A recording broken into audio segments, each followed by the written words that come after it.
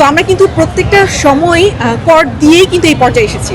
আমার দেখেন, আমার ট্যাক্স টোকেন রয়েছে, আমি যখন গাড়িটা কিনেছি তখনও কিন্তু আমার ট্যাক্স দিতে হচ্ছে, ফুয়েল যখন নিচ্ছি তখনও ট্যাক্স দিতে হচ্ছে, এবং আমরা যখন ফ্লাইওভারগুলো দিয়ে যাচ্ছি তখনও কিন্তু আমার ট্যাক্স দিতে হচ্ছে। মজার একটা বিষয় আপনাদের সঙ্গে শেয়ার করি, আমি হানি ফ্লাইওভার দিয়ে প্রতিদিন যাতায়াত করি, তো সেক্ষেত্রে আমার 20 টাকা প্রতিদিন ট্যাক্স কিন্তু দিতেই হচ্ছে।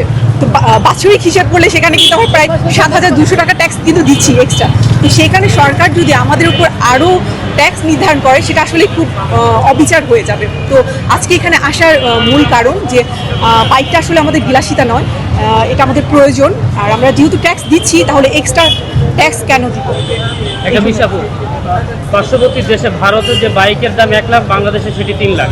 তো সেটি আপনারা বেশি দামে কিনছেন, এরপরেও আপনারা রোডে চালানোর জন্য আপনারা ট্যাক্স দিচ্ছেন, এরপরও বাড়তি যে ট্যাক্স আপনাদের উপরে আরোপ করছে, এটি আসলে কতটুকু যৌক্তিক মনে হচ্ছে? এই যে আপনার কথার মধ্যে কিন্তু অ্যান্সারটা চলে আসছে যে আমরা কিন্তু ট্যাক্স দিচ্ছি, ধাপে ধাপে ট্যাক্স দিচ্ছি। আমি কিন্তু ট্যাক্সের বিরুদ্ধে না, যে ট্যাক্স দিব না তা কিন্তু নয়, আমরা কিন্তু ধাপে ধাপে দিচ্ছি। দেশের বাইরে থেকে যখন একটা গাড়ি বা স্কুটার বা একটা বাইক, তখন কিন্তু এক্সট্রা সম্ভবত 155% বেশি ট্যাক্স দিয়ে দেশে আনা হচ্ছে। তো আমরা কিন্তু বেশি দামে কিনছি, তারপর যখন এটা রোডে নামাচ্ছি তখনও ট্যাক্স দিতে হচ্ছে, রোডে যখন চালাচ্ছি তখনও ট্যাক্স দিতে হচ্ছে, এবং ফুয়েল যখন করছি তখনও ট্যাক্স দিতে হচ্ছে। তো আর কত ট্যাক্স দিব? তো এটা আসলে সামঞ্জস্য নয়। ট্যাক্স দেওয়ার পরেও তো বাইক নিয়ে রাস্তায় নিরাপদে গাড়ি চালাতে পারতেছেন?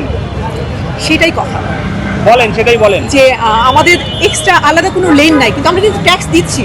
আর কোনো কিছু হলেই বাইকারদের এটা করতে পারবে না, ওখানে যেতে পারবে না, ওখানে যেতে পারবে না, মানে সব কিছু হলে বাইকারদের একটু অন্যরকম চোখে দেখা হয়।